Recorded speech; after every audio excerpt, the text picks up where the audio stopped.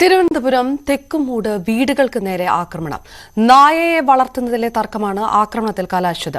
നായയുടെ ഉടമ ബിജുലാലിന്റെ സഹോദരനും മക്കളും കഴിഞ്ഞ രാത്രി സമീപത്തെ 3 വീടുകളുടെ ജനാലകളും ലൈറ്റുകളും അടിച്ചു തകർത്തുവെന്നാണ് പരാതി.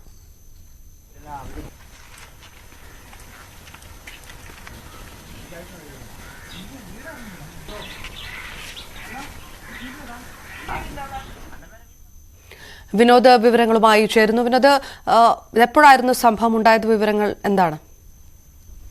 അവർണ തേക്കുമൂട് പൂച്ചടിവിള സ്വദേശികളായ മനു വേണുഗോപാൽ, ഉണ്ണികൃഷ്ണൻ, അതോടൊപ്പം തന്നെ അശോകൻ എന്നിവരുടെ വീടുകൾക്ക് നേരെയാണ് ആക്രമണം ഉണ്ടായത്. കഴിഞ്ഞ ദിവസം രാത്രിയായിരുന്നു ഈ ആക്രമണം.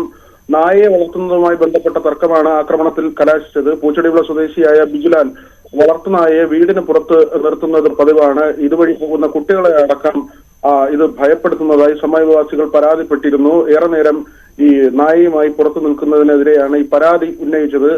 ഇതിന് പിന്നാലെ കഴിഞ്ഞ ദിവസം രാത്രി ബിജുലാലിന്റെ സഹോദരനും ബിജുലാലിന്റെ മക്കളും ചേർന്ന് സമീപത്തെ 3 വീടുകൾക്ക് നേരെ ആക്രമണം നടത്തിയെന്നാണ് പരാതി. മ്യൂസിയം പോലീസ് സംഭവത്തിൽ കേസെടുത്തിട്ടുണ്ട്. 2 പേർ ഇപ്പോൾ കസ്റ്റഡിയിലുണ്ട്. അപർണ.